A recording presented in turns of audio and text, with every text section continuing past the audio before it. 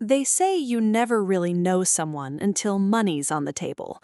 I learned that lesson in a hospital room that smelled like disinfectant and death, watching my father, Thomas Harrington III, founder of Harrington Capital Group, a man worth $840 million, struggle to breathe through a ventilator while the woman he'd married 18 months earlier stood at the foot of his bed scrolling through her phone. She wasn't calling doctors. She was texting her lawyer. My name is Maya Harrington, and I'm about to tell you how I became a ghost in my own family's empire, how I watched from the shadows for 5 years while my stepmother, Vivian, dismantled everything my father built, how I collected every email, every forged signature, every illegal wire transfer, how I let her think she'd won, and how in one boardroom meeting I made her wish she'd never heard the name Harrington. But first, you need to understand how perfectly she played us all. The ICU at Lenox Hill Hospital has a particular smell. It's not just the sterile bite of industrial cleaner or the faint sweetness of hand sanitizer. It's something deeper. The smell of bodies failing, of machines doing work that lungs and hearts can't manage anymore. It's the smell of families making decisions they'll live with forever.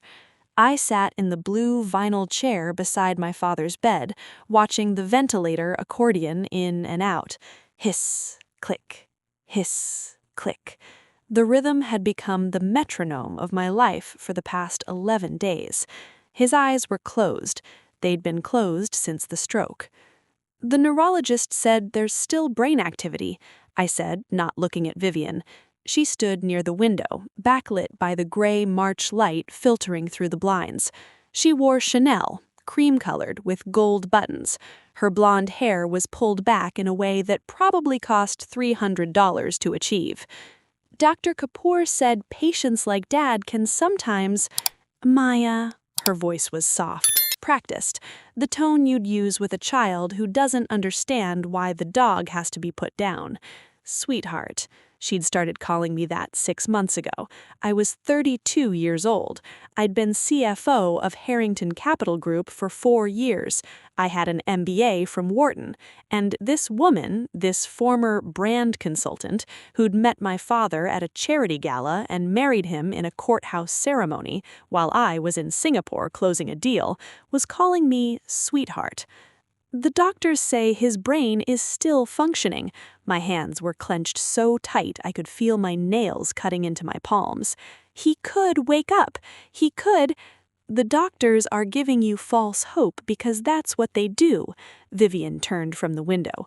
Her eyes, ice blue, the kind men write bad poetry about, fixed on me with something that looked like sympathy but felt like a scalpel. Your father is 71 years old. He had a massive hemorrhagic stroke. The part of his brain that controls cognition is... Maya, the scans showed... I've seen the scans. Then you know. The ventilator hissed. Hiss, click, hiss, click. I looked at my father, Thomas Harrington III, the man who'd started Harrington Capital in 1987 with $200,000 borrowed from his uncle, who'd survived Black Monday, the dot-com crash, the 2008 financial crisis, who'd taught me how to read a balance sheet when I was 14, and who'd told me on my first day at the company, Maya, there are 2 types of people in finance, those who create value and those who extract it. Always be the former. The man who apparently had created enough value that a 39-year-old woman with no background in finance had decided to extract it. I want to wait. Vivian's phone buzzed. She glanced at it, and I saw something flicker across her face. Not quite annoyance, more like calculation. Of course, she said, slipping the phone into her purse. We'll wait. I just think... She crossed to my side of the bed, and I caught her perfume. Something French, something that probably cost more than my rent. Why don't you go home, she continued. Get some real sleep, shower. I'll stay with him tonight. If anything changes, I'll call you immediately. There was something in her voice. a gentleness that didn't reach her eyes. That's when I noticed the leather portfolio on the chair behind her. Expensive, embossed with the logo of Morrison & Chase, the white shoe law firm my father had used for 30 years. "What's that?" I asked. Her hand left my shoulder. "What's what?" "The portfolio from Morrison & Chase." "Oh," she laughed. Light, airy, the laugh of someone who hasn't done anything wrong. "Some paperwork, estate planning stuff. My father and I were updating some documents before this happened." My stomach dropped. "What documents?" "Maya, this really isn't the time." "What documents?" The machines beeped, the ventilator hissed, and in that hospital room that smelled like death and disinfectant, I watched my stepmother's face rearrange itself into something harder. "Beneficiary designations, power of attorney, the will, standard things for a man of your father's position." The will. My father had a will. I'd seen it. 3 years ago, after my mother died from pancreatic cancer, he sat me down in his study, the one with the fireplace and the leather chairs, and the Picasso sketch he'd bought at auction, and he walked me through it. 70% of his estate to me, 20% divided among various charities, 10% to maintain the family trust. "He already has a will," I said. "He had a will," Vivian corrected, "but things change when you remarry. Community property, marital assets, fiduciary obligations to a spouse." She trailed off, as if the complexity was just too much for my Wharton-educated brain to grasp. "I want to see it. Maya, I want to see the will." She stared at me for 3 seconds. 5.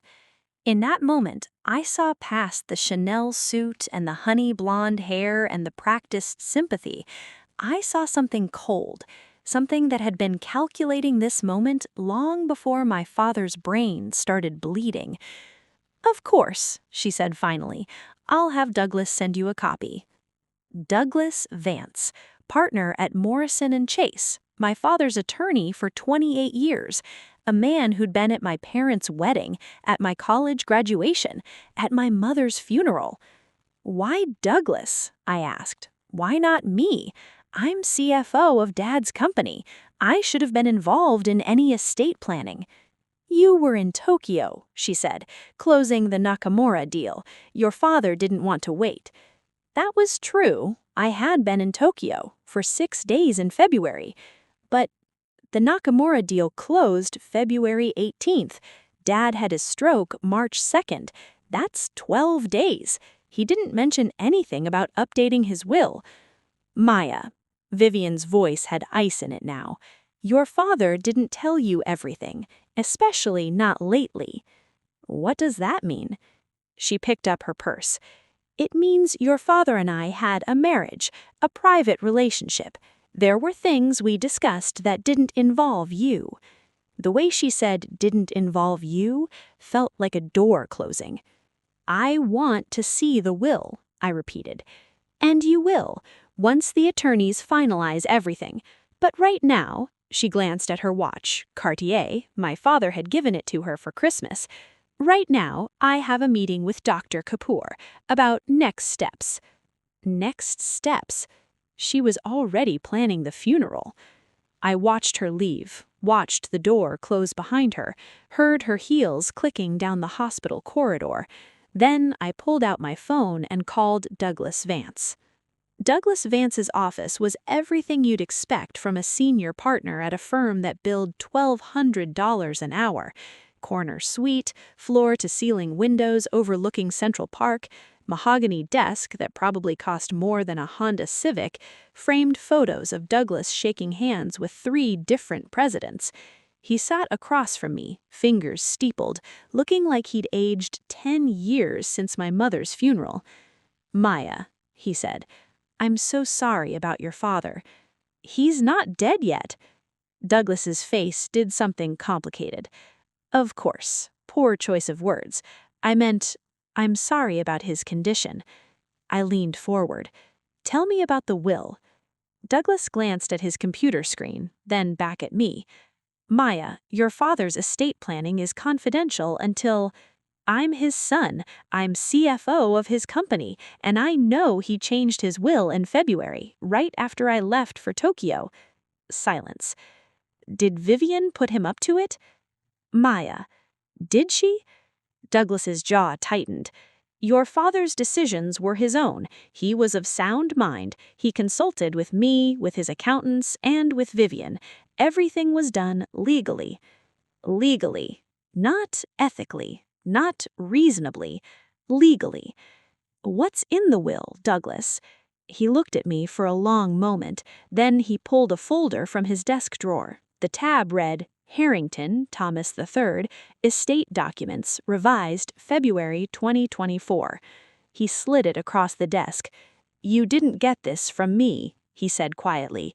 I opened the folder. The words on the page took a moment to register, then another moment to believe, then a third moment to feel the full, crushing weight of what I was reading. Last Will and Testament of Thomas Harrington III, dated February 20th, 2024. Primary beneficiary, Vivian Amelia Harrington, spouse, 85% of liquid assets, including stock holdings, real property, and all interests in Harrington Capital Group. Secondary beneficiary, Maya Thomas Harrington, 15% of liquid assets, subject to a 10-year vesting schedule and performance clauses tied to the continued profitability of Harrington Capital Group under the management of primary beneficiary. Executor, Vivian Amelia Harrington. I read it twice. Then a third time. 85% to a woman he'd known for less than 2 years. A woman with no experience running a venture capital firm. A woman who... This isn't real, I said. Maya, this isn't real. My father would never... I witnessed him sign it myself. Douglas's voice was quiet, almost gentle. Along with 2 other witnesses. He was lucid, he understood what he was doing. He was being manipulated. That's a serious accusation. So is forging a billionaire's signature. Douglas's face went very still. Are you accusing me of fraud? I'm saying my father wouldn't do this. Not to me, not to the company. Maya, Douglas stood up, and suddenly he looked very old, very tired. Your father called me in February. He said he wanted to make changes. He said, Douglas paused, choosing his words carefully. He said he wanted to ensure Vivian was taken care of, that she deserved to be recognized as his partner in all things. She's been his wife for 18 months, and in that time she became very important to him, more important than... He trailed off. Than me? Douglas didn't answer. I stared at the document, at my father's signature at the bottom. It looked right. The slant, the flourish on the H, the way the ink was darker at the start of each letter, lighter at the end. But something was wrong. I want a forensic analyst to look at this. Maya, I want a handwriting expert. Douglas sat back down. Even if you can test this, it'll take years, and your father's signature is notarized. The witnesses are both attorneys at this firm. You'd be fighting... I don't care. The entire infrastructure of probate law in New York. You'd spend hundreds of thousands on legal fees, and even if you won, which you won't, you'd destroy your relationship with Vivian, who will control the company, who will control your father's legacy. The room felt very cold. Is that a threat? It's a reality, Douglas said. Maya, I've known you since you were 8 years old. I don't want to see you make this mistake. I stood up, and then suddenly he looked very old, very tired. The only mistake I made was not seeing what she was doing. She loves your father. She loves his money. I walked toward the door, then stopped, turned back. When did she first contact you about changing the will? Douglas hesitated. When, Douglas? January, he said finally. 4 weeks after I'd been sent to Tokyo to close a deal that, in retrospect, could have waited. 4 weeks before my father had a stroke. My father died on March 8th at 3:47 a.m. I wasn't there. Vivian was. She'd sent me home the night before, promising she'd call if anything changed. She didn't call. By the time I got to the hospital, his body was already cold, the machines turned off, the room emptied of everything except the smell. The funeral was small, tasteful. Vivian wore black Dior and cried at the right moments. I stood at the grave and felt nothing. 2 weeks later, I got a call from Vivian's assistant, not my assistant anymore, apparently, requesting my presence at an emergency board meeting. Harrington Capital Group's boardroom was on the 43rd floor of our midtown building. Glass walls, a conference table made of reclaimed teak, 12 leather chairs, and a view of the city that my father used to say was worth more than the rent. I arrived early. Vivian arrived late. She walked in with navy suit, her hair pulled back, looking every inch the powerful executive. Behind her, Douglas Vance and 3 men I didn't recognize. "Maya," she said, smiling, "thank you for coming." "What's this about?" She sat at the head of the table, my father's seat. "This," she said, gesturing to the strangers, "is our new advisory board. James Coulter from KKR, Richard Ewan from Silver Lake, and Marcus Thornton from Apollo Global. 3 names from 3 of the biggest private equity firms in the world." "What are they advising on?" I asked. Vivian folded her hands. "Maya, Harrington Capital is at a crossroads. Your father built something extraordinary, but the market has changed. We need fresh perspective, new strategies."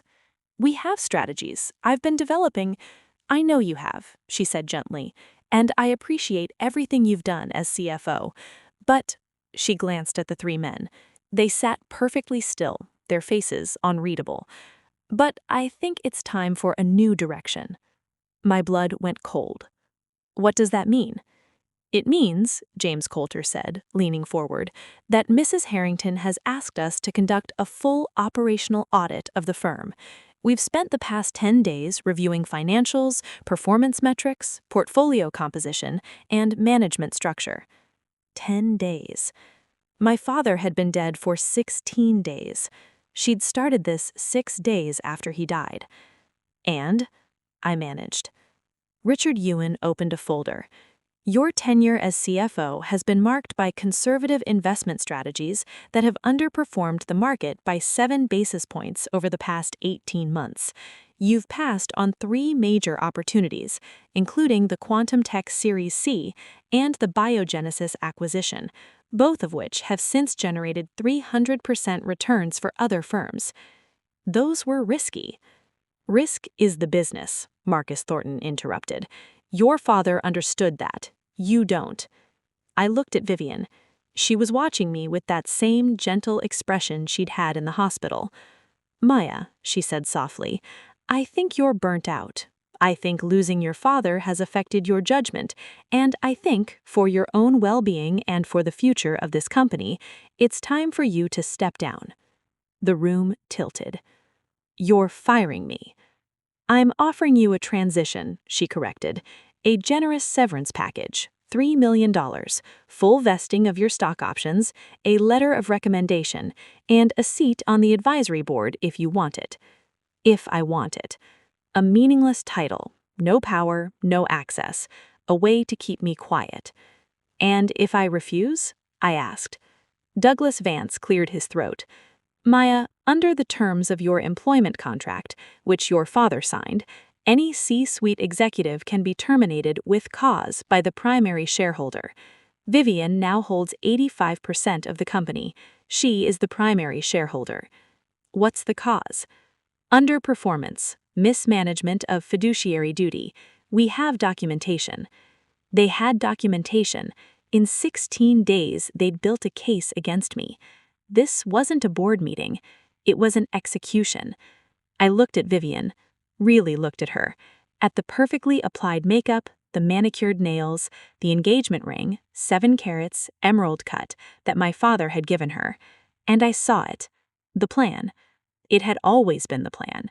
Marry the billionaire, change the will, wait for him to die, take the company, remove the heir. She'd played it perfectly. "Maya," she said, "do you need time to think about it?" I stood up. Every eye in the room followed me. "You know what my father told me," I said quietly, "the day I started working here. He said, there are two types of people in finance, those who create value and those who extract it." I walked to the door, stopped, looked back at Vivian.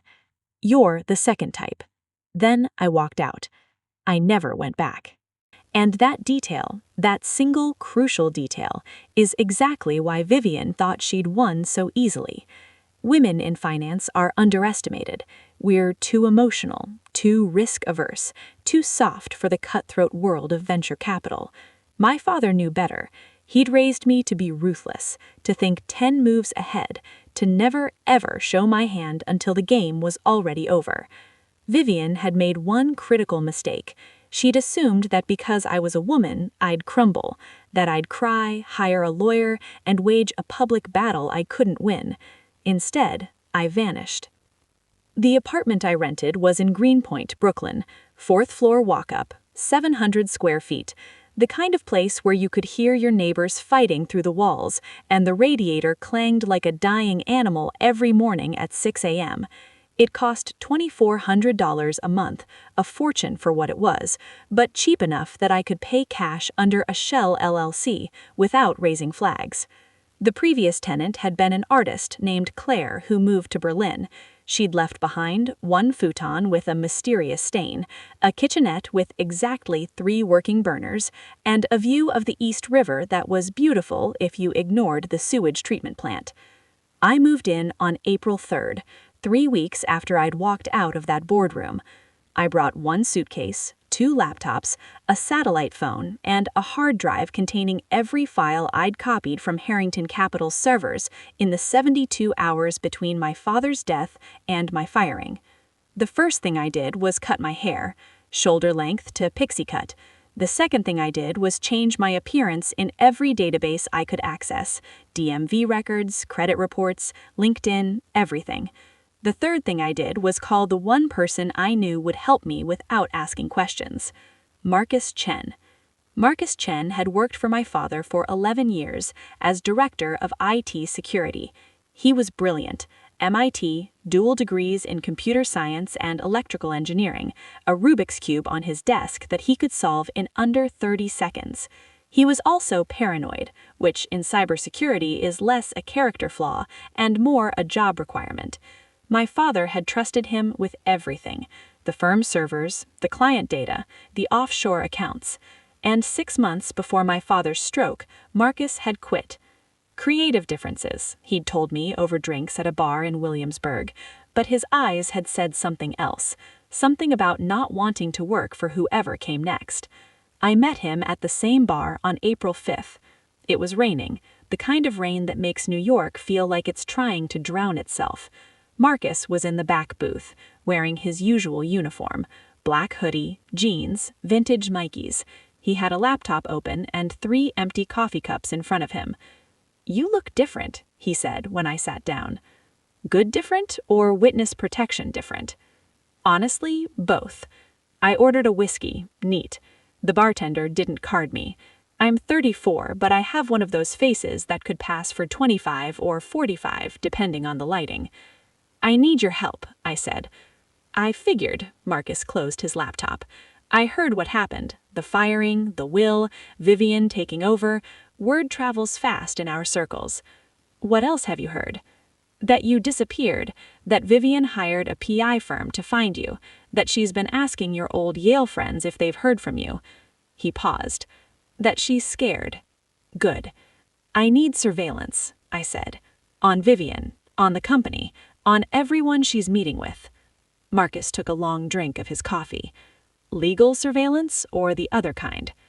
"I need the kind that will hold up in court when I need it to." "Maya."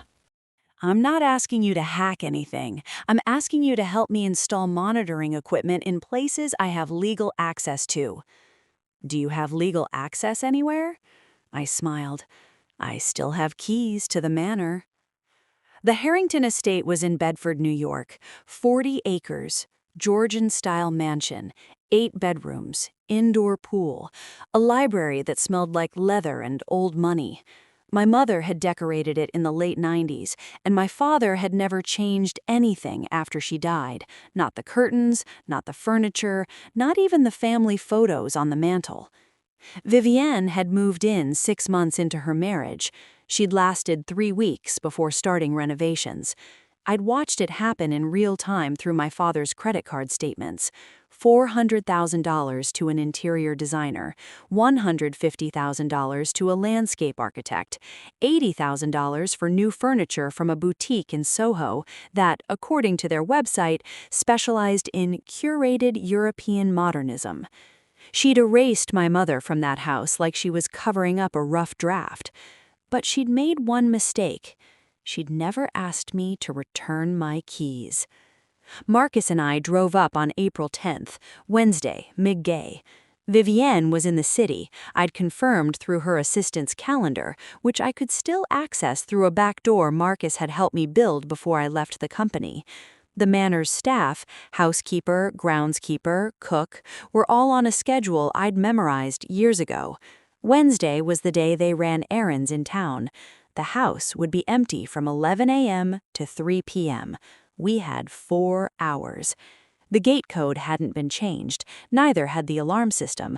Vivienne apparently trusted the old security more than I'd expected, or she was arrogant enough to think I'd never come back.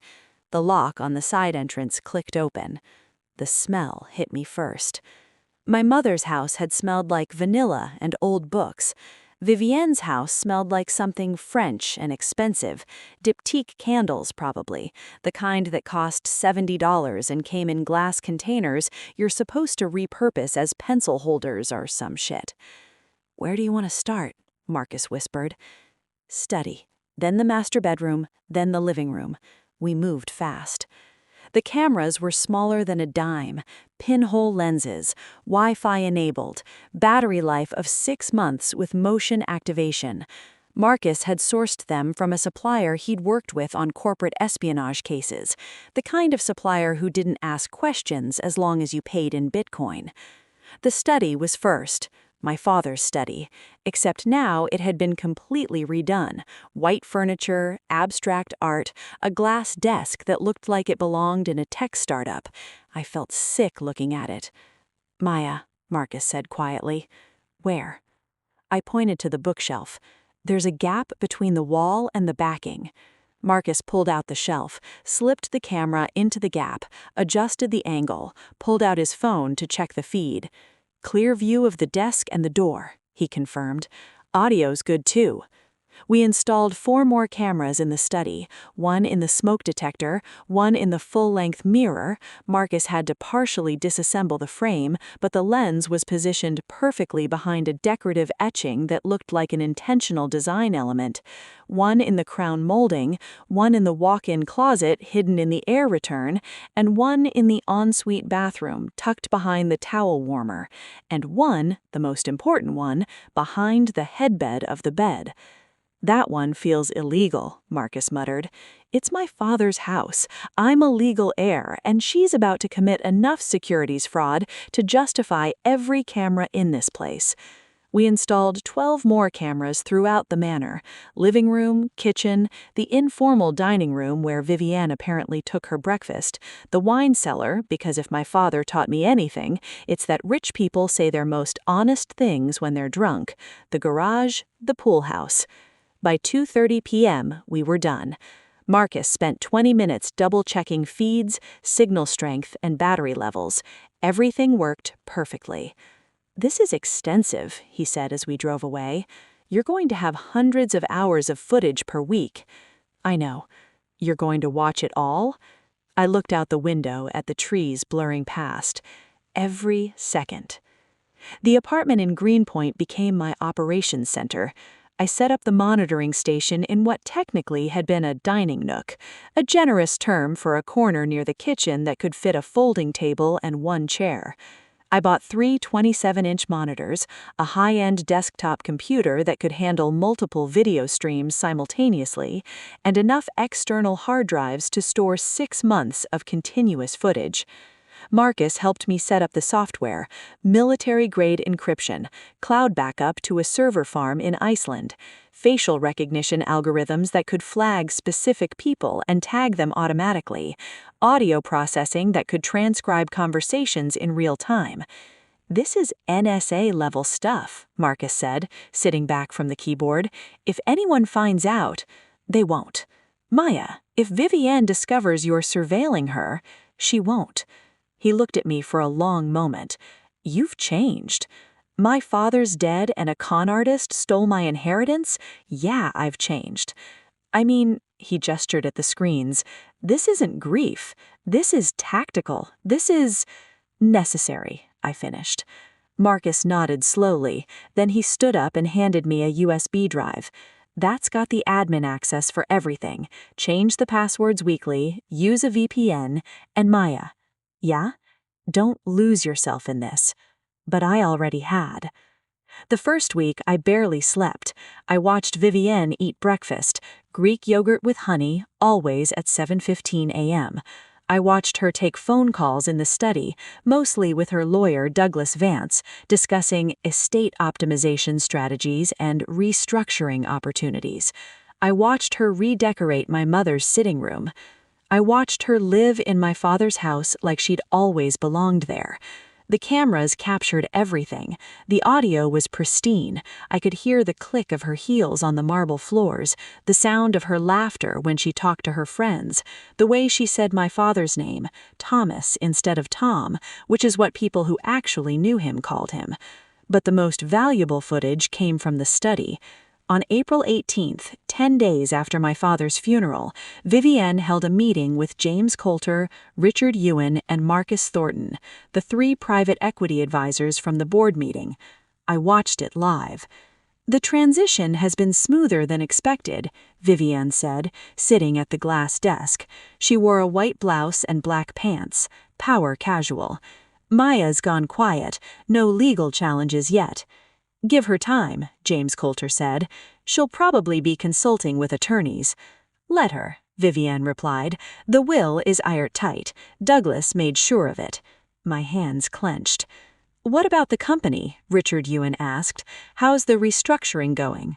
Vivienne smiled. "I've identified 3 underperforming portfolio companies we can liquidate immediately. The proceeds will be approximately $140 million, which we'll redirect into higher yield opportunities." I pulled up the company files on my second monitor. The 3 underperforming companies she was referring to were Green Tech Dynamics, a clean energy startup that was 2 quarters from profitability, MedLink Solutions, a healthcare logistics company that had just secured a contract with Kaiser Permanente, and CodeHive, a software company that my father had personally mentored. They weren't underperforming. They were my father's passion projects, companies he'd believed in not just because they'd make money, but because they'd make a difference. Vivienne was going to gut them for parts. "There's another opportunity," she continued. "Harrington Capital has a line of credit with Morgan Stanley, $200 million, secured against the company's assets. I'm proposing we draw the full amount." Marcus Thornton leaned forward. "For what?" "Personal liquidity, estate taxes, and a private investment opportunity I've been developing." "What kind of investment?" James Coulter asked. Vivienne's smile widened. "Let's just say I've found a way to diversify the portfolio in a direction Thomas would never have approved of. But Thomas isn't here anymore." My stomach turned. They talked for another 40 minutes about leveraging the company, about moving assets offshore, about creating shell companies in Delaware and the Cayman Islands to optimize tax exposure. Every word was another nail in the coffin I was building for her. I recorded everything, transcribed it, cross-referenced it against company bylaws, fiduciary duty statutes, and SEC regulations. She was violating at least 7 different laws, and I had proof. I started calling it the Black Ledger. Every piece of evidence, every recording, every document, every wire transfer. I organized it chronologically, tagged by violation type, cross-referenced with relevant statutes. By June, the ledger had 847 entries. By September, it had 2,103. I watched Vivian fire 6 employees, all of them people my father had hired personally, people who'd been with the company for over a decade. I watched her hire replacements, young, ambitious analysts from Goldman Sachs and McKinsey, who didn't care about my father's philosophy, only about their year-end bonuses.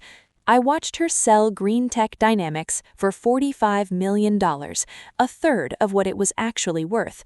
The buyer was a shell company registered in Delaware. I traced the ownership structure. 3 layers deep, I found a name: Marcus Thornton. She was selling my father's companies to her advisors at fire sale prices. It was embezzlement, it was self-dealing, it was fraud, and she was doing it all from my father's study. I kept watching. In October, she had a dinner party, 20 guests, catered by a Michelin-starred chef, Dom Perignon 2008. I watched through the living room cameras as she played the grieving widow, telling stories about my father that weren't true. Thomas was so spontaneous, she said, laughing. One time, he surprised me with a trip to the Amalfi Coast, just packed our bags and flew out the next day. My father hated surprises, and he'd never been to the Amalfi Coast. But her guests believed her. They toasted his memory, they told her how strong she was, how well she was handling everything. I wanted to scream. Instead, I added the footage to the ledger. The turning point came in November. I was watching the study feed. I'd developed a routine, specific times when Vivian was most likely to be conducting business, when she took a call on speakerphone. The voice on the other end was young, male, anxious. "Mrs. Harrington, we have a problem with the quantum dynamics deal." Vivian's face didn't change. "What kind of problem, Jason?" "The due diligence came back. There are irregularities in their financial statements, revenue recognition issues, possibly fraudulent bookkeeping. If we move forward with the investment, we could be liable for—" "How much are we in for?" Vivian interrupted. $80 million. "And if we back out, we lose the deposit, $3 million. Silence. Then, "Move forward." "But, Mrs. Harrington, I don't think you understand. If this company collapses, and our analysts think it will within 18 months, we'll lose the entire investment, $80 million. That's 10% of the—" "I understand math, Jason. Move forward with the investment. That's an order." "But, Jason," her voice was ice, "do you want to keep your job?" Pause. "Yes, ma'am." "Then execute the deal." She hung up. I sat back from the monitors, my heart pounding. She was knowingly investing in a fraudulent company, a company she knew would fail. She was violating her fiduciary duty to the fund's limited partners, pension funds, wealthy families who'd trusted my father for decades, and she didn't care. I pulled up Quantum Dynamics filings, started digging. 6 hours later, I'd traced the company's ownership structure back through 3 shell companies to a familiar name, Richard Ewan. She was investing $80 million of Harrington Capital's money into a company secretly owned by one of her advisors, a company she knew was fraudulent. She'd get a kickback, the company would collapse, the investors would lose everything. It was the perfect crime, except I had it all on video. I added it to the black ledger, entry number 2847. Then I leaned back in my chair and smiled. She'd just handed me the weapon I needed. People always ask, why did you wait? Why not go to the SEC immediately? Why not call the FBI? Why spend years watching when you already had enough evidence to put her in prison? The answer is simple. I didn't want her in prison. I wanted her destroyed. Prison would be over too quickly. She'd hire expensive lawyers, cut deals, serve a reduced sentence in some minimum security facility with tennis courts and art therapy. She'd write a memoir, she'd do interviews, she'd rebrand herself as a victim of the patriarchal finance industry. No. I wanted something better. I wanted her to build her empire, to feel secure, to believe she'd won. to invite investors and journalists and competitors into my father's house and show them everything she'd accomplished. And then I wanted to take it all away, in front of everyone. So I kept watching, through Thanksgiving, through Christmas, through New Year's. I watched her renovate the library, my mother's favorite room, the place where I'd learned to read, into a modern media lounge with a bar and a projection screen. I watched her sell meddling solutions for $60 million to another shell company, another Thornton entity. I watched her draw down the entire $200 million line of credit from Morgan Stanley and move it to an offshore account in the Cayman Islands. Every violation went into the ledger. By January 2025, 10 months after my father's death, the Black Ledger had 4,328 entries, over 600 hours of video footage, transcripts of 1,200 phone calls, copies of 850 documents, wire transfer records, email chains, financial statements. I had everything, but I still waited. Because there was one more piece I needed, one more mistake she'd make, the one that would end her. It came in February. I was watching the bedroom feed. I tried to avoid this camera unless necessary, but I'd set up alerts for certain keywords, when Vivian had a phone call with Douglas Vance. "Douglas, I need your advice on something," she said. She was sitting on the bed, her phone on speaker. "I've been approached by Sentinel Capital. They want to acquire Harrington Capital Group outright." My blood froze. "What's the offer?" Douglas asked. $1.2 billion, cash, close in 60 days. 60 days. "And you're considering it?" Douglas's voice was careful. "Why wouldn't I? The company's worth maybe $900 million on the open market. This is a premium. I could walk away with $1 billion, Douglas, tax-free, if we structure it through the offshore entities." "Vivian, you'd be selling Thomas's legacy." "Thomas is dead, and his legacy is whatever I decide it is." Silence on the line. Then Douglas, "What about the limited partners, the pension funds, the endowments? They have contractual rights. They'll get their distributions, eventually, once the deal closes." "Once the deal closes, there won't be anything left to distribute. Sentinel's a vulture firm. They'll liquidate the portfolio and—" "Not my problem." "Vivian." "Douglas, I called for legal advice, not a morality lecture. Can you structure the deal or not?" Long pause. "I can structure it," he said finally, "but Maya will fight this. If she finds out—" Vivian laughed. "Maya's been AWOL for almost a year. She's given up, probably drinking herself to death in some studio apartment, crying about how unfair life is." I smiled. "Keep thinking that." "When do you want to announce?" Douglas asked. "Board meeting, March 15th. I'll present it as a fait accompli. By the time anyone objects, the paperwork will be signed." March 15th. 6 weeks. I had 6 weeks to prepare. I opened a new document on my computer and titled it Operation Boardroom. Then I started planning. The shell company was born on February 3, 2025, in a law office in Delaware. Not in person, I couldn't risk being seen. Instead, I worked through a corporate service provider called Midland Trust, the same company that registers roughly 300,000 entities in the state that's become America's corporate tax haven. For $2,500 and a digital signature, you can create a company that exists only on paper, but has all the legal rights of a living, breathing entity. I named it Genesis Energy Solutions, LLC. The incorporation documents listed the registered agent as Midland Trust, the business address as a mailbox in Wilmington, the corporate structure as a limited liability company with a single managing member, another LLC, called Meridian Holdings, which was owned by another LLC called Apex Ventures International, which was owned by a trust registered in the Cook Islands. 4 layers of corporate opacity. Even a forensic accountant would need weeks to trace it back to me, and by then it would be too late. Marcus Chen helped me build the digital infrastructure. We created a website that looked like it had been professionally designed by a boutique agency, clean lines, aspirational language about revolutionizing carbon capture technology, stock photos of wind turbines and solar panels. We registered the domain through a privacy service in Panama. We set up a corporate email server.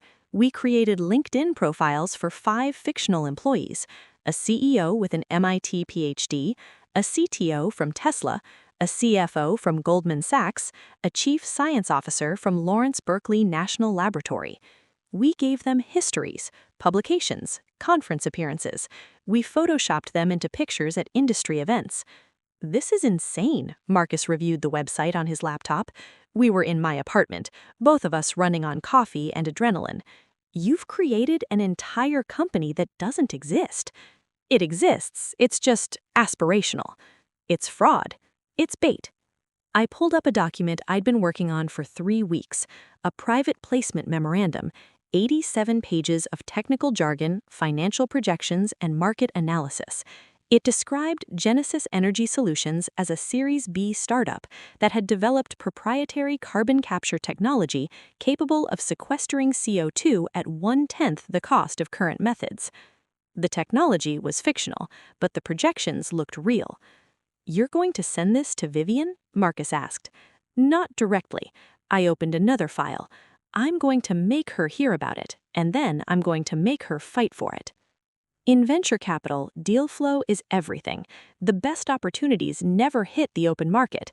They're passed through networks, whispered about at conferences, introduced through trusted intermediaries. If you're not in the network, you don't see the deals, and if you do see them, they're already picked over. Vivian wasn't in the network. She'd inherited my father's position, but not his relationships.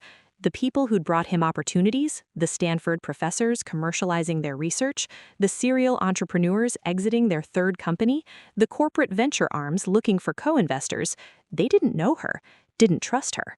So she was hungry, desperate to prove she could source deals as good as my father's, terrified that the limited partners would pull their capital if she couldn't demonstrate deal-making prowess, which made her the perfect mark. I spent 2 weeks planting seeds. First, I created a fake industry report, 20 pages analyzing the carbon capture market, projecting 400% growth over 5 years, highlighting 3 stealth mode companies that were positioned to dominate. Genesis Energy Solutions was number 2 on the list. I uploaded it to ResearchGate and Reddit's r/venture capital. Within 48 hours, it had been downloaded 3,000 times. Second, I had Marcus create a burner phone with a New York area code. I called 3 venture capital firms, not competitors, but adjacent players who I knew gossiped, and left voicemails. "Hi, this is Dr. Sarah Chen from Genesis Energy Solutions. We're closing our Series B round next month, and I understand your firm has interests in clean tech. We're oversubscribed, but I wanted to reach out before we finalize the cap table. Please call me back if you'd like to discuss." None of them called back. That wasn't the point. The point was that their junior associates would Google Genesis Energy Solutions. They'd find the website, the LinkedIn profiles, the industry report, and then they'd mention it to someone else. Venture capital runs on FOMO, fear of missing out. If you think everyone else is looking at a deal, you want in. Third, and this was the critical piece, I contacted Richard Ewan. Not directly, that would be too obvious.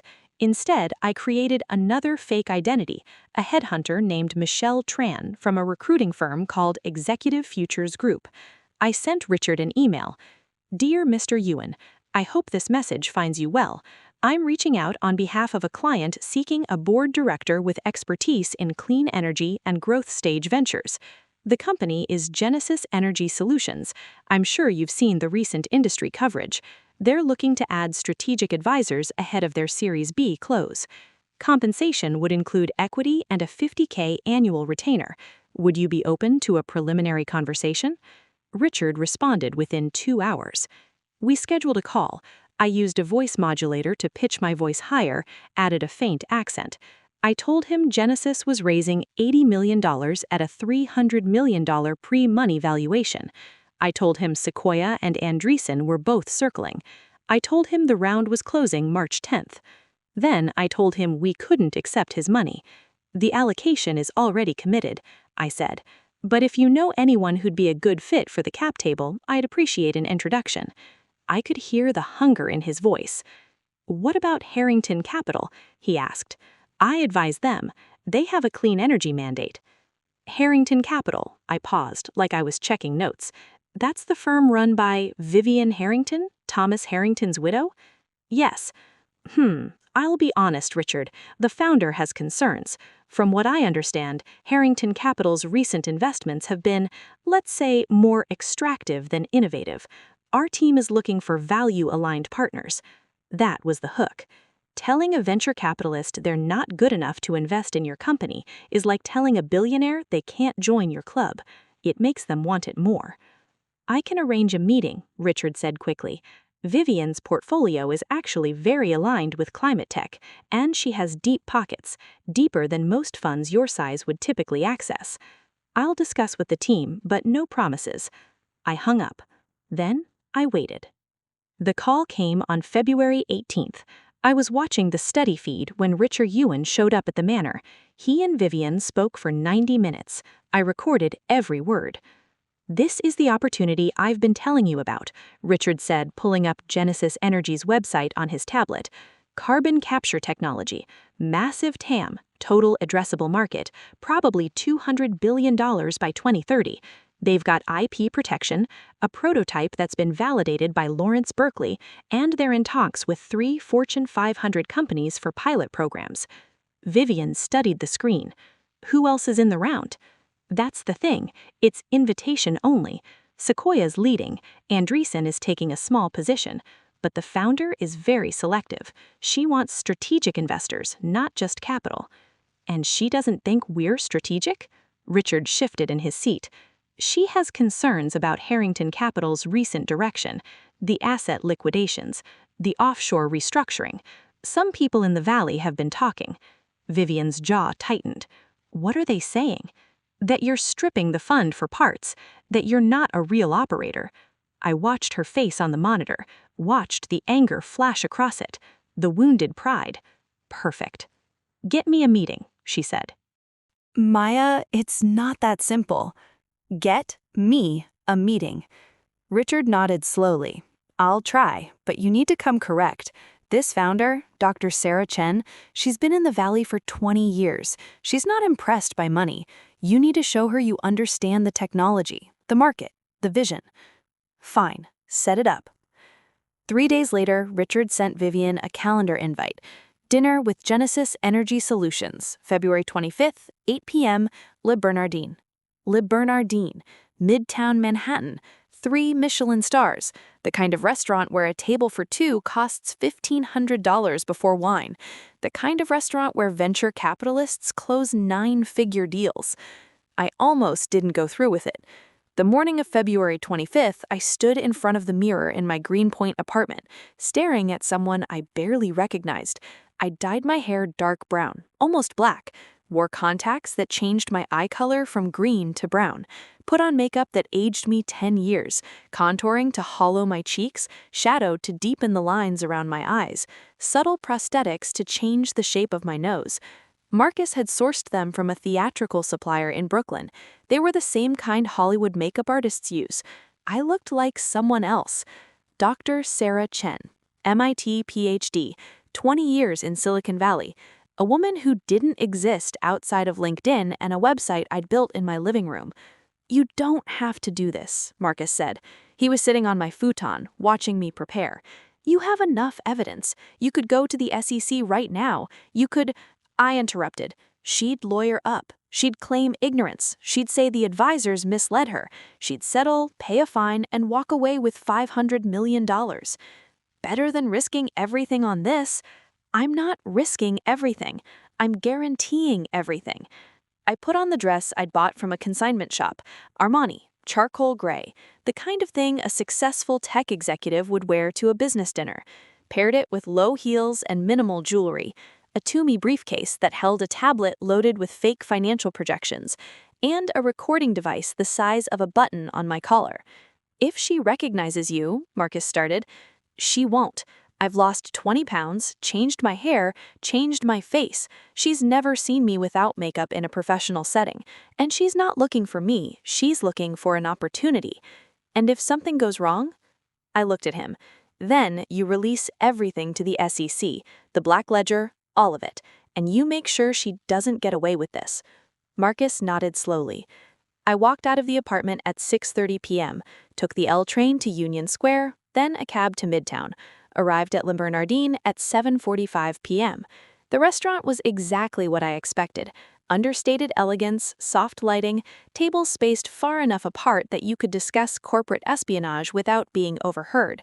The maitre d' checked my reservation, I'd booked under Genesis Energy Solutions, and led me to a corner table. Vivian arrived at 8:03 p.m. She wore Tom Ford, black, expensive. Her hair was pulled back in a chignon, diamond earrings that caught the light. She looked like money. She looked like she owned the world. Richard Yoon was with her, playing the role of intermediary.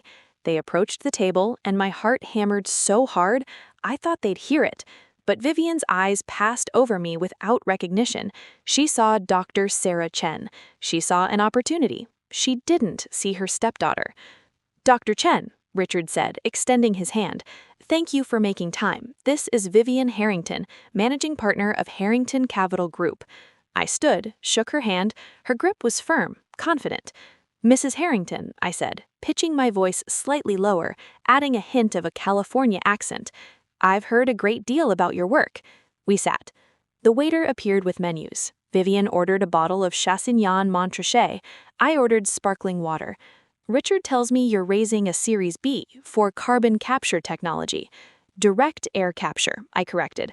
Our process uses a proprietary sorbent material that reduces energy costs by 85% compared to current methods. We've completed pilot testing with Chevron and ExxonMobil. Both companies have expressed interest in commercial deployment. I pulled up a slide deck on my tablet, showed charts, graphs, projections, all of it fictional, all of it convincing. Vivian studied the numbers. Your revenue projections show $300 million by year 3. That's aggressive. It's conservative. The carbon credit market is exploding. California just mandated net zero by 2035. The EU is implementing border carbon adjustments. Every Fortune 500 company needs a decarbonization strategy. We're not selling technology, we're selling regulatory compliance. She nodded slowly. I could see the calculation happening behind her eyes. What's your burn rate? $4 million monthly. We're pre-revenue but have signed LOIs, letters of intent, for $80 million in future contracts. The Series B funds 18 months of runway and scales our manufacturing capacity. Who's leading the round? Sequoia, $40 million at a $300 million pre-money valuation. Post-money will be at $380 million. And you're allowing outside investors? Here was the moment. Selectively, I said. Sequoia wants the round to be competitive. They believe having multiple strategic investors reduces risk and adds value beyond capital. But, I paused, I'm only considering investors who align with our mission. This isn't a financial play. It's about legacy. The word my father had used constantly, the word she'd been trying to claim. Harrington Capital has a strong track record in climate tech. Thomas, my late husband, he believed deeply in sustainable investing. I'm continuing that vision. Lies. My father had invested in 3 clean energy companies in 30 years. All of them were long-term plays, low return, high impact, the kind of investments Vivian had liquidated within months of his death. But I smiled. Richard mentioned your portfolio. Impressive exits. We've been fortunate. The wine arrived. Vivian tasted it, approved it. The waiter poured. We ordered fruit. I barely registered what. My mind was running calculations, watching her body language, looking for the tells. How much are you raising total? Vivian asked. $80 million, but the round is oversubscribed. We've had interest from Andreessen, Founders Fund, and 2 sovereign wealth funds. I'm only taking on investors who can provide strategic value. What kind of strategic value? Distribution, regulatory expertise, corporate partnerships. I looked directly at her. Access. Access to what? Fortune 500 boardrooms, government contracts, international markets, the kind of doors that take decades to open, unless you know the right people. Vivian leaned back. Harrington Capital has those relationships. Did Harrington Capital have those relationships? Your husband built an incredible network, but networks are personal. They don't automatically transfer. Her eyes narrowed, just slightly. I maintain all of Thomas's key relationships, she said. I'm sure you do, but maintenance isn't expansion. Genesis needs a partner who can open new doors, not just knock on old ones. I was pushing her, challenging her, making her prove herself. Classic sales technique: create scarcity, question worthiness, force them to chase. What would you need to see from Harrington Capital? Vivian asked. Proof of commitment. This isn't a passive investment. We need a lead investor willing to put skin in the game, someone who can bring $30 million to the table and leverage their network for customer acquisition. $30 million? Richard interjected. That's a substantial commitment for a growth stage investment. It's a substantial opportunity, I countered. And frankly, if Harrington Capital isn't interested at that level, I have other options. Andreessen is offering to take the entire round themselves. Lie, but a useful one. Vivian's jaw tightened. When does the round close? March 10th. I'll have my team start due diligence tomorrow, she said. Perfect. One more thing. I pulled a document from my briefcase. If you want to lead the round, I'll need proof of funds, a letter from your bank confirming you have $30 million in liquid capital available for deployment, standard procedure for deals of this size. Vivian took the document, scanned it. This requires access to a bridge facility, she said. Harrington Capital's investment capital is deployed across portfolio companies. To free up $30 million, I'd need to tap our credit line or liquidate assets, I finished, or access the family trust. I don't care where the capital comes from, Mrs. Harrington. I just need to know it exists. The family trust. My father's family trust, the one that held $120 million in liquid assets, designated for charitable giving and long-term wealth preservation, the one that Vivian technically had access to as executor of his estate, the one she couldn't legally touch for personal investments. Her eyes met mine, and I saw it, the hunger. I'll have the letter to you by March 3rd, she said. I left Le Bernardin at 10:30 p.m., took a cab back to Brooklyn, walked into my apartment, locked the door. Then I collapsed against the wall and shook. Marcus was waiting. Did it work? I pulled off the prosthetics, scrubbed away the makeup, let my hands tremble. She took the bait, I whispered. She's going to embezzle from the family trust. How do you know? Because I told her she wasn't good enough. I told her she didn't have the capital. I told her she couldn't do what my father did. I looked at him. And she's going to prove me wrong by stealing $30 million and handing it to a company that doesn't exist. Marcus sat down slowly. Maya, if she figures this out, she won't. She's too arrogant, too desperate. She thinks she's the smartest person in every room. What if she doesn't commit? What if she backs out? Then I'll push her harder. I'll make her believe she's losing the deal. I'll have Sequoia call and pretend they're taking the entire round. I'll create FOMO until she can't resist. And when she transfers the money, then I'll have her on video, on recording and in writing, committing the exact crimes she needs to commit: embezzlement, misappropriation of trust assets, breach of fiduciary duty, and I'll make sure it happens in front of witnesses who can testify. I pulled up the monitoring feeds, the Manners study. Vivian was there, on the phone. I turned up the volume. I need access to the family trust, she was saying. The Harrington Memorial Trust. Yes, $30 million. Wire it to Harrington Capital's operating account by March 2nd. A pause. Douglas, I'm the executor. The trust documents give me discretionary authority for family business purposes. This is a business purpose. We're investing in a climate tech company that aligns with Thomas's values. Another pause. Longer. I don't care what the tax implications are. Structure it as a loan from the trust to the company. We'll pay it back after the Genesis deal returns capital, which will be 18 months, maybe 2 years. She was lying to her own lawyer. Douglas, if you're not comfortable executing this, I'll find someone who is, but I need that wire by March 2nd, non-negotiable. She hung up. I looked at Marcus. March 2nd, I said. She's going to do it. And then I'm going to make sure everyone knows what she did.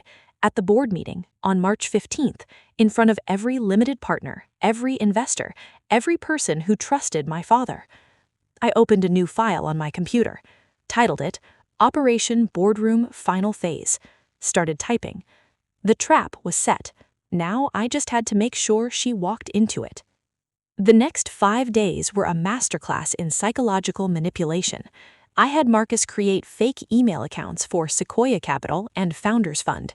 We sent Vivian's team due diligence requests that looked legitimate, technical specifications, customer references, financial models. Everything was designed to appear real but impossible to fully verify.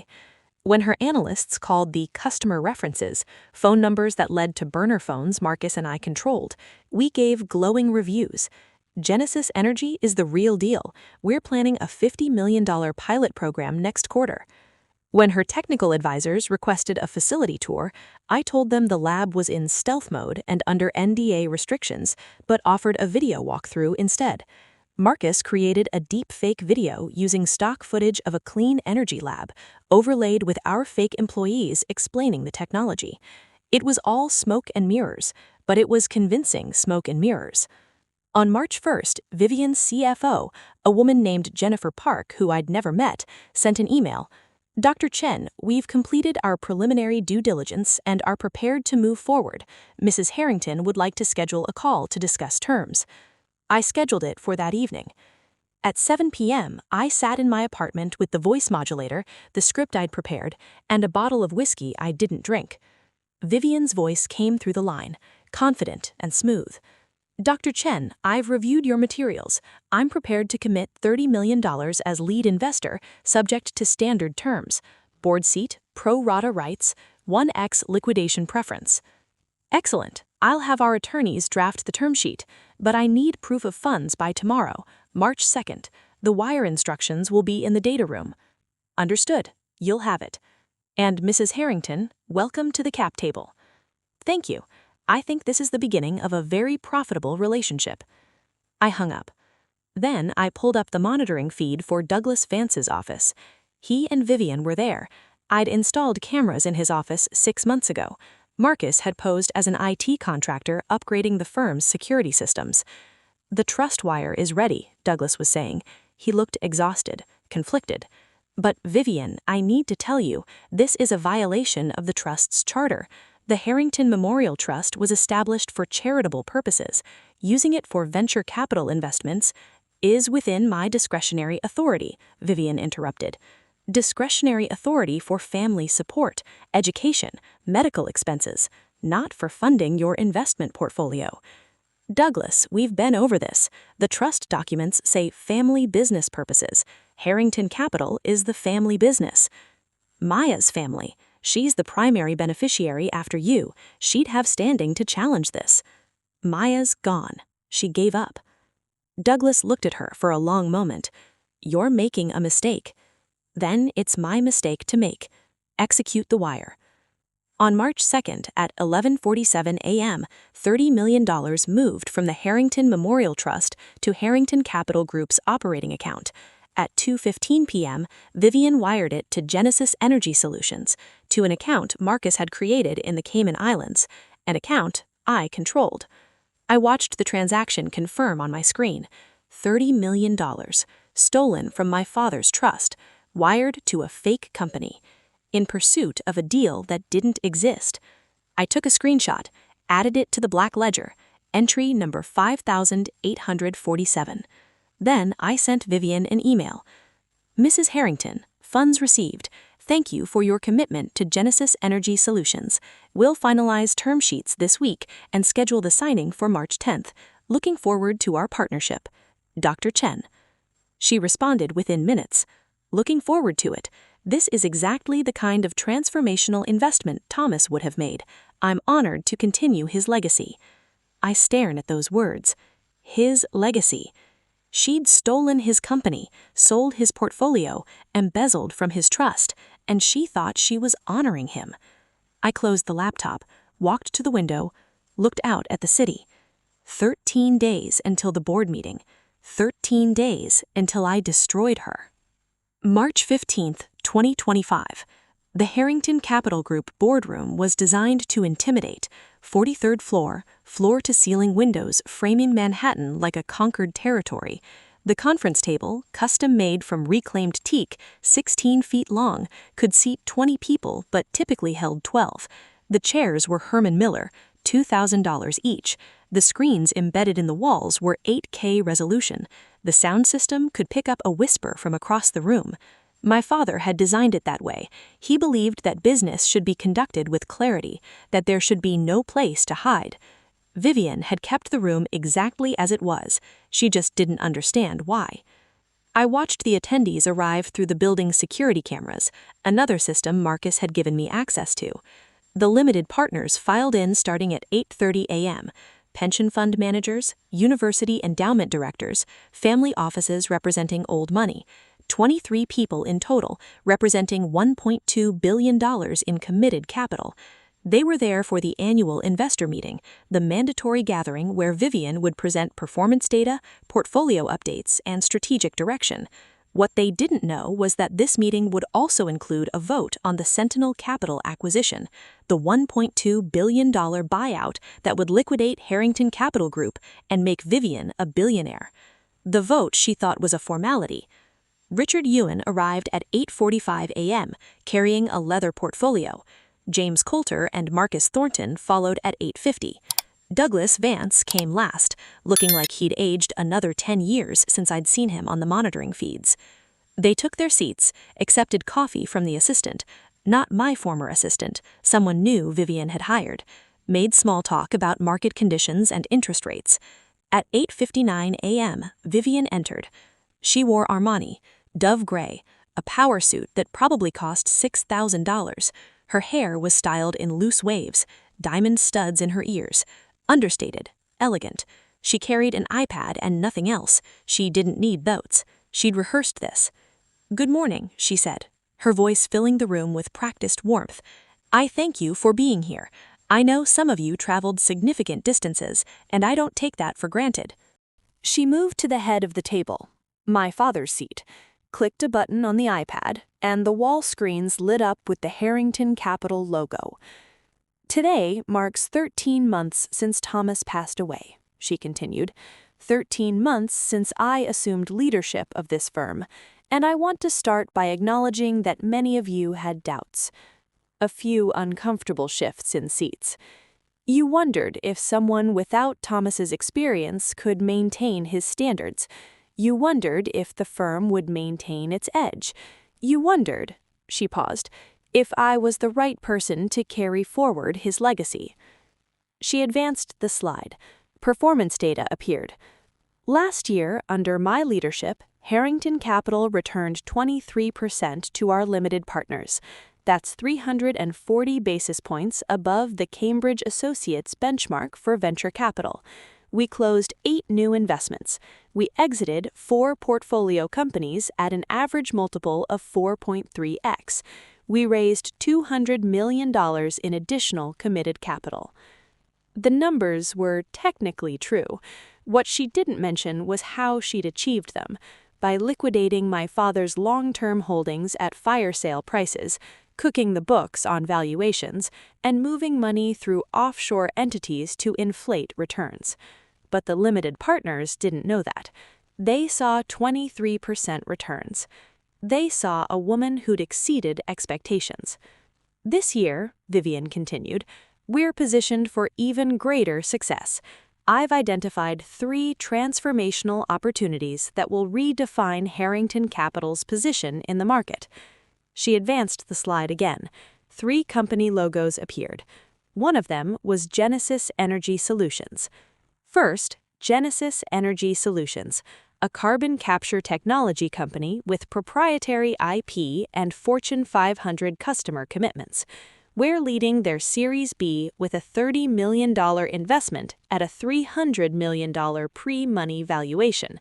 The company is projected to reach $500 million in revenue by year 3.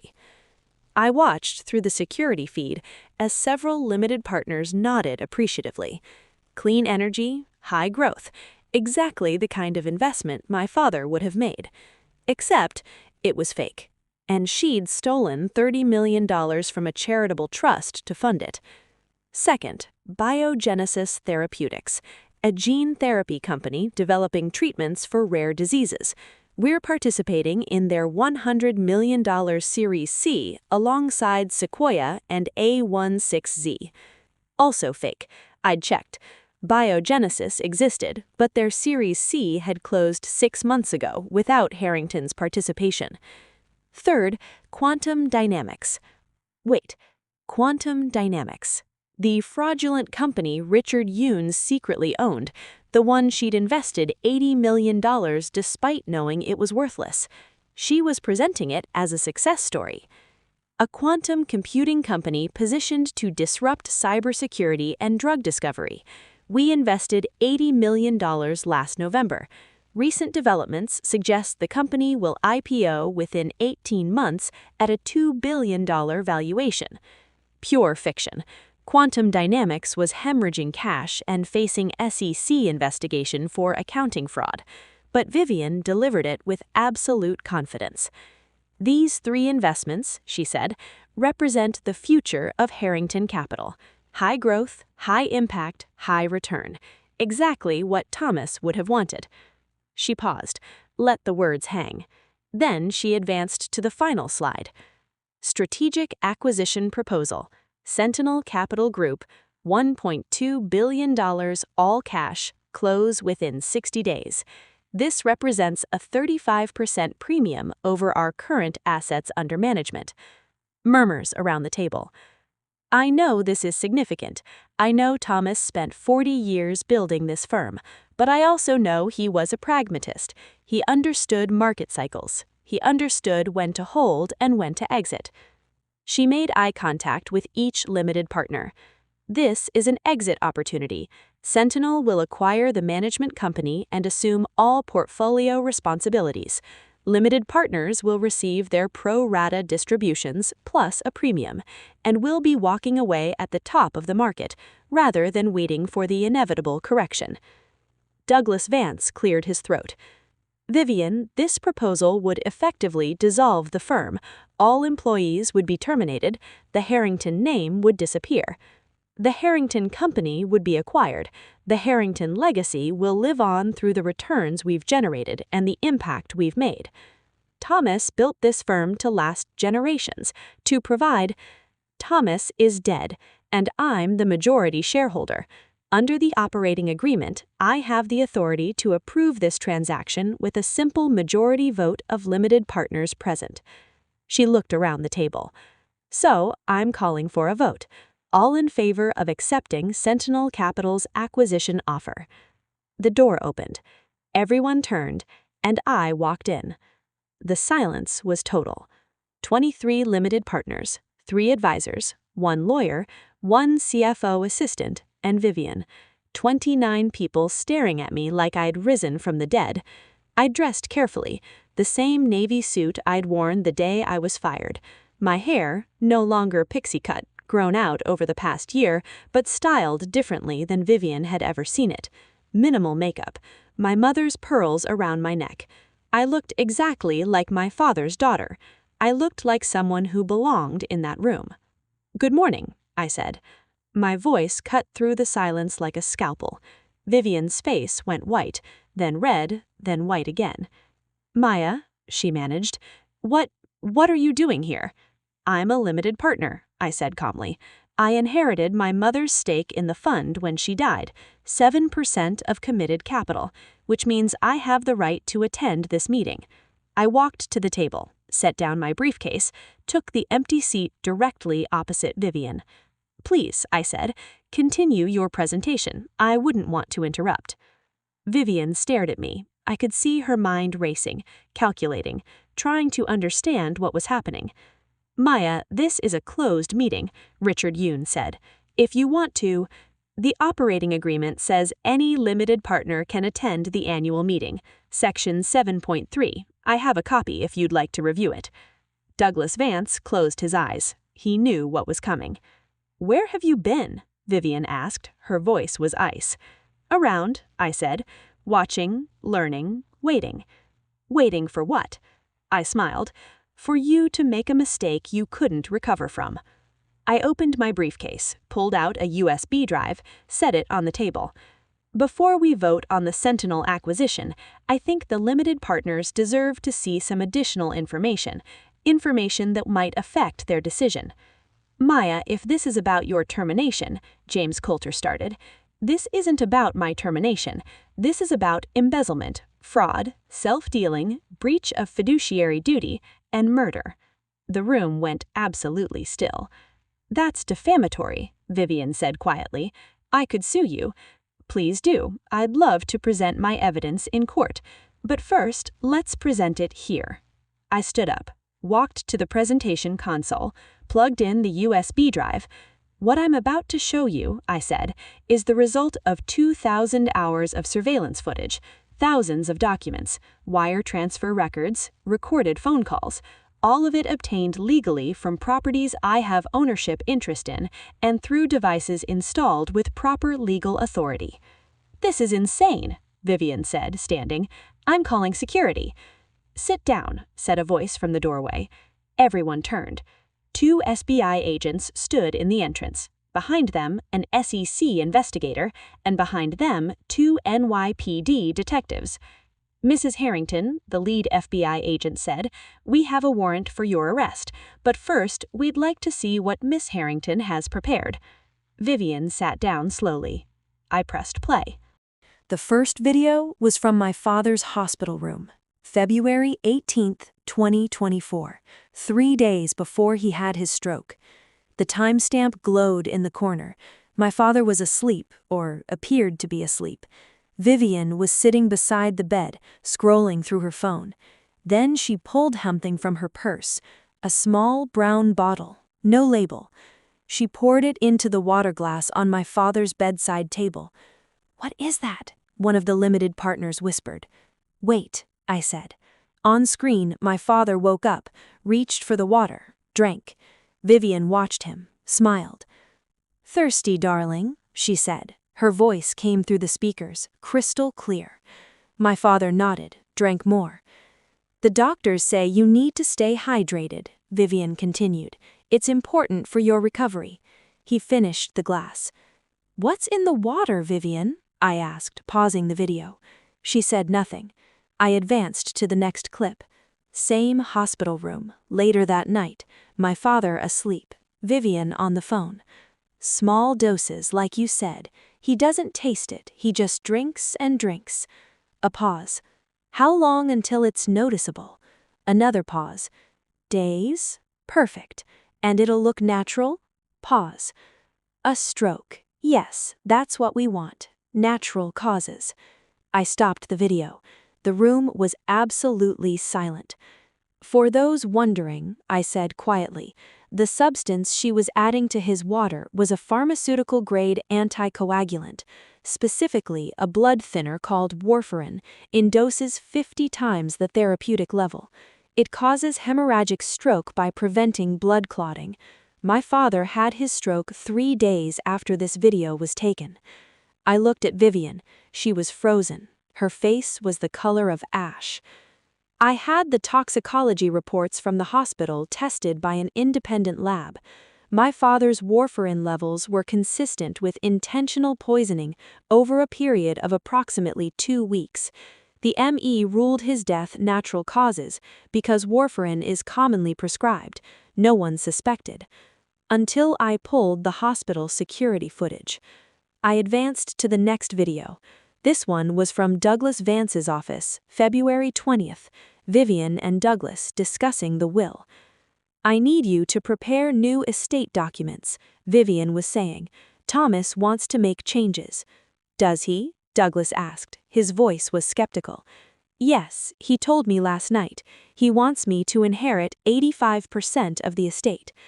"Vivian, Thomas hasn't been conscious in 3 days. He was lucid when we discussed it, before the stroke. And he told you this verbally, nothing in writing?" "Douglas, are you questioning me?" A long pause. "No," Douglas said finally, "but I need to speak with Thomas directly before I draft anything. Thomas is on a ventilator, he can't speak. Then we wait until he can. "We don't have time to wait. The doctors say—" Vivian stopped herself. On screen, Douglas looked at her carefully. "The doctors say what?" he asked. "Nothing, just prepare the documents. I'll get Thomas to sign them." I paused the video. "She never got my father to sign them because my father was in a coma from the warfarin poisoning, so she forged his signature." I pulled up a split-screen comparison, my father's real signature on documents from 2023, the signature on the will from February 2024. "I had both analyzed by a forensic document examiner," I said. "The February signature is a forgery, the pressure points are wrong, the hesitation marks indicate tracing, and the ink," I zoomed in, "the ink is from a different pen than my father used. He always used a Mont Blanc Meisterstück with blue-black ink. The will was signed with black ballpoint." I let that sink in. Then I played the next video. The next series of clips showed Vivian's systematic looting of Harrington Capital, her selling portfolio companies to shell entities owned by her advisors, her moving $200 million offshore through fake consulting agreements, her investing in quantum dynamics despite knowing it was fraudulent, her embezzling from the family trust. I played the LeBernardine meeting, showed Vivian committing to Genesis Energy Solutions, a company that didn't exist. I played the wire transfer confirmation, $30 million from the Harrington Memorial Trust to a Cayman Islands account. That trust, I said, was established by my father for charitable purposes. Vivian had no legal authority to use it for venture capital investments. This is embezzlement, misappropriation of trust assets, grand larceny in the first degree. I looked at the limited partners. "And Genesis Energy Solutions?" I said. "It doesn't exist. It's a shell company I created to catch her committing fraud. That $30 million is currently frozen in an account controlled by the FBI." Vivian tried to speak. Nothing came out. "But the business crimes are just the beginning," I said. I played the video from November, Vivian ordering her analyst to invest in quantum dynamics despite knowing it was fraudulent. "That's willful violation of fiduciary duty," I said. "She knowingly invested $80 million of your capital," I gestured to the limited partners, "in a company she knew would fail because she was getting kickbacks from Richard Ewan, who secretly owns quantum dynamics." I pulled up the corporate ownership documents, showed the trail from quantum dynamics through 3 shell companies to Ewan's name. They were going to let the company collapse, take your money, and split the proceeds. I looked at Richard Ewan. He'd gone pale. "Want to deny it?" I asked. He said nothing. I didn't think so. I stopped the presentation, turned to face Vivian. She was trembling, actually trembling. "You murdered my father," I said. "You poisoned him, you forged his will, you stole his company, you embezzled from his trust, you frauded your investors, and you did it all while pretending to honor his legacy." My voice didn't rise, didn't shake. "But you made one mistake," I said. "You assumed I'd disappear, that I'd give up, that I'd let you win." I leaned forward. "I am my father's daughter. And he taught me that there are 2 types of people in finance, those who create value and those who extract it. You're the second type, and I'm about to extract you." Special Agent Chen stepped forward. "Vivian Harrington, you're arrested for wire fraud, embezzlement, securities fraud, and conspiracy to commit murder. You have the right to stay silent." Vivian found her voice. "This is entrapment. She created a fake company. You embezzled $30 million from a charitable trust. That's crime. I want my lawyer. You'll get your lawyer after we process you." The handcuffs clicked. Vivian looked at me, and for the first time since I'd known her, I saw fear. Real, genuine, bone-deep fear. "Maya, please, we can work this out. We can—" "No," I said. "We can't." They led her out. Richard Ewan stood up. "I'd like to speak with my attorney. Richard Ewan, you're arrested. Securities fraud, self-dealing, conspiracy." He didn't resist. Marcus Thornton tried to run, made it to the elevator before the NYPD detectives caught him. James Coulter surrendered immediately. Within 10 minutes, the boardroom was empty except for the limited partners, Douglas Vance and me. "Is it true?" one of the pension fund managers asked. "Every word," I said, "and I have 5,000 more entries in my documentation if you'd like to review them." "What happens to our capital?" a university endowment director asked. "That's up to you," I said. "The fund can be dissolved and liquidated, or," I paused, "it can continue under new management." They looked at me. "I have an MBA from Wharton, 4 years as CFO of this firm. I know every portfolio company, every limited partner, every investment strategy my father used. I can run Harrington Capital the way he would have wanted." "Or," I continued, "you can sell to Sentinel and walk away. Your choice." The vote took 15 minutes. 23 limited partners voted. 22 voted to keep the firm operating. 22 voted to appoint me as managing partner. 1 abstention. The trial lasted 6 weeks. Federal Courthouse, Southern District of New York. The prosecution presented 847 pieces of evidence: video recordings, wire transfers, forged documents, testimony from toxicologists, forensic accountants, handwriting experts. Vivian's defense argued entrapment, claimed the videos were doctored, suggested I'd fabricated everything out of spite. The jury didn't buy it. They deliberated for 4 hours. Guilty on all counts: murder in the first degree, wire fraud, securities fraud, embezzlement, conspiracy, forgery. The judge sentenced her to life without parole. Richard Yuen got 35 years. Marcus Thornton got 28 years. James Coulter took a plea deal, 12 years in exchange for testimony. Douglas Vance was disbarred but not charged. The prosecution determined he'd been manipulated rather than complicit. He retired to Vermont. I never spoke to him again. Vivian died in Bedford Hills Correctional Facility on March 8, 2030, 5 years to the day after my father died. The official cause was complications from pneumonia, but the prison report noted she'd been in declining health for months: depression, refusal to eat, what the psychologists called failure to thrive, what I called justice. They asked me if I wanted to make a statement. I declined. The day after she died, I stood in front of the Harrington estate, the manor in Bedford where I'd grown up, where my mother had planted roses, where my father had taught me to read financial statements, the house Vivian had tried to make her own. I'd bought it back from her estate after her conviction, paid $8 million at auction, spent another $3 million restoring it to exactly how my mother had decorated it in the 90s. Then I turned it into something else: the Thomas and Eleanor Harrington Center for Elder Abuse Prevention and Justice, a museum, a resource center, a training facility for prosecutors and social workers. The study, where Vivian had conducted her crimes, became an exhibit hall.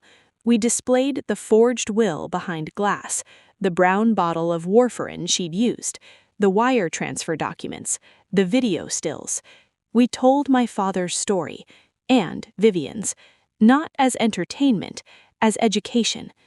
Elder abuse kills 5,000 Americans every year, I told the crowd at the opening ceremony. Financial exploitation, emotional manipulation, and in some cases, murder. My father was a brilliant man who built an $800 million company, and he was still vulnerable. I paused. This center exists to make sure what happened to him doesn't happen to others, to train law enforcement, to educate families, to provide resources for victims and their advocates. The center opened on April 3, 2030. We serve 3,000 people per year. We've trained 500 prosecutors. We've helped recover $40 million in stolen assets, and we've secured convictions in 87 elder abuse cases. My father's library, the one with the leather chairs and the Picasso sketch, became my office. I run Harrington Capital from there 3 days a week. The other 2 days, I run the center. The fund has $2.1 billion under management now. We invest in companies that create value, not extract it. Clean energy, healthcare, education technology. Last year, we returned 31% to our limited partners. My father would be proud. I visit my parents' graves every Sunday. Kensico Cemetery in Valhalla, 2 plots under an oak tree, simple headstones. Thomas Harrington III, 1953 to 1924. Builder, mentor, father. Eleanor Harrington, 1955 to 2021. Artist, mother, light. I bring flowers, usually roses, my mother's favorite, and I tell them what I've done. Harrington Capital closed 3 new deals this quarter, I said last Sunday. A gene therapy company developing treatments for childhood cancers. A carbon capture startup that's on track to sequester 10 million tons of CO2. An affordable housing developer building in underserved communities. I adjusted the roses in the vase. The center trained 15 new prosecutors this month. We helped a family in Brooklyn recover $400,000 their mother's caregiver had stolen. We got the caregiver sentenced to 10 years. The wind moved through the oak leaves. And Vivian's dead, I said. I know you'd tell me to forgive her, Dad. You'd say anger is poison, that revenge doesn't heal. I looked at his headstone. But you're wrong, I said quietly. Some people don't deserve forgiveness. Some people deserve exactly what they get. I stood up, brushed off my pants. I miss you both, every day. But I'm okay. The company's okay. Your legacy is okay. I walked back to my car, a Tesla, clean energy, of course. Drove back to the manor, parked in the circular driveway where Vivian used to park her Mercedes. Walked through the front door where she'd erased my mother's memory. Stood in the entrance hall, now a gallery space featuring photos of elder abuse victims and their stories. And I felt nothing.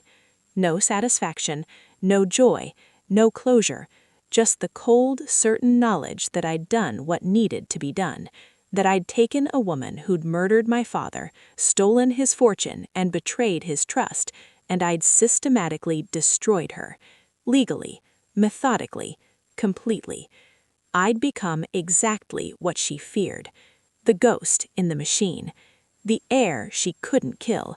The daughter my father raised to be ruthless when ruthlessness was required. People ask me if it was worth it. If 5 years of surveillance, manipulation, and calculated revenge brought me peace. I tell them the truth. Peace was never the goal. Justice was the goal, and I achieved it. The original Black Ledger, all 5,847 entries, 2,000+ hours of video, thousands of documents, is stored in a climate-controlled vault in the center's basement. Researchers can access it by appointment. Prosecutors use it as a training resource. Journalists reference it in articles about white-collar crime. But I never look at it anymore. I don't need to. I memorized every entry, every timestamp, every piece of evidence.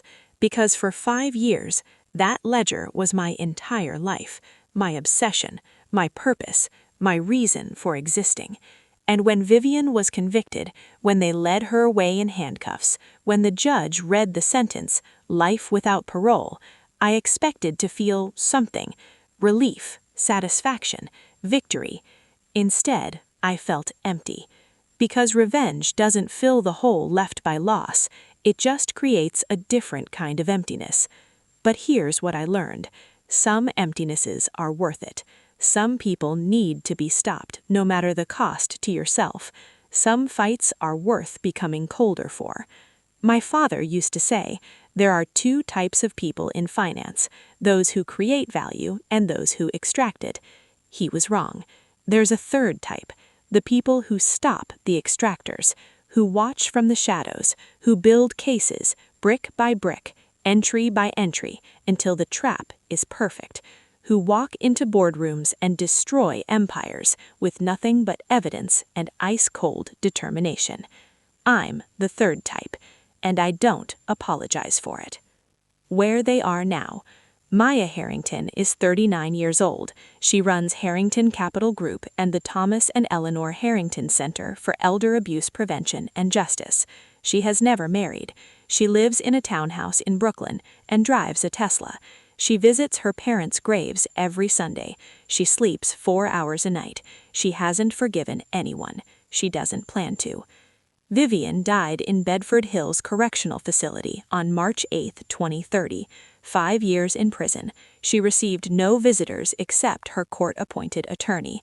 She wrote a memoir that no publisher would buy. She was buried in a potter's field. No one attended the funeral.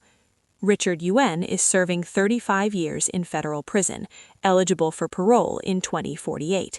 He teaches financial literacy classes to other inmates. He writes letters to Maya that she never opens. He will die in prison.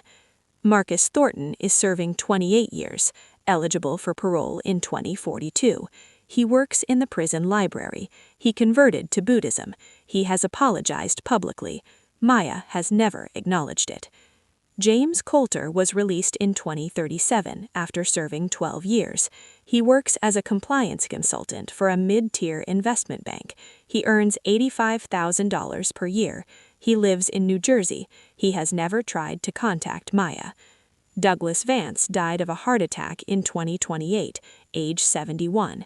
He left his entire estate to the Harrington Center. Maya accepted it.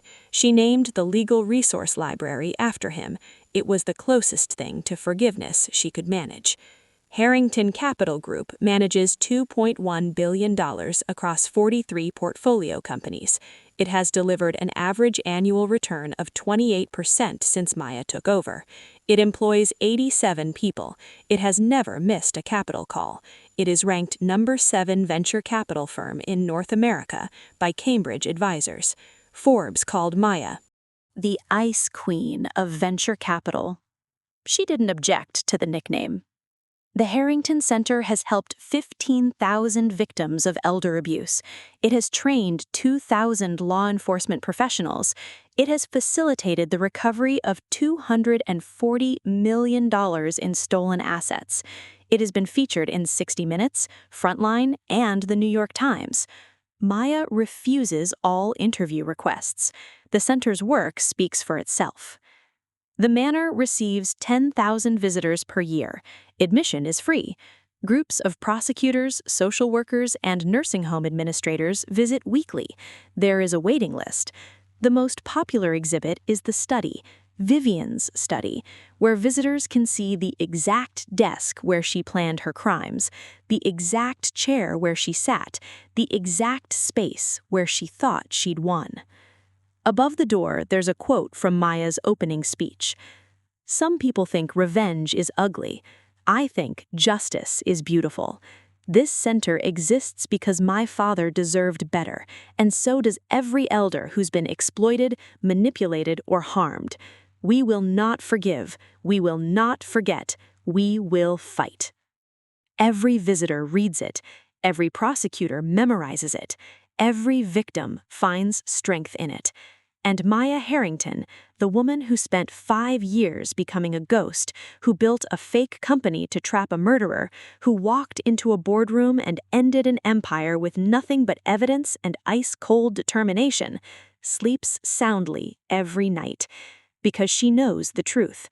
Forgiveness is for people who deserve it. Vivian didn't. The end. Maya Harrington spent 1,825 days becoming a ghost just to ensure her stepmother never saw the sun as a free woman again. She turned her family home into a monument for victims and left Vivian to die in a state cell. Some call it the ultimate justice. Others call it a soul-crushing obsession. My question to you is this. If you were in Maya's shoes, would you have the patience to wait 5 years for revenge? Or is life too short to live in the shadows of the past? Let me know your thoughts in the comments. I'll be hearting the most insightful takes. If you found this journey as satisfying as I did, hit the like button and subscribe.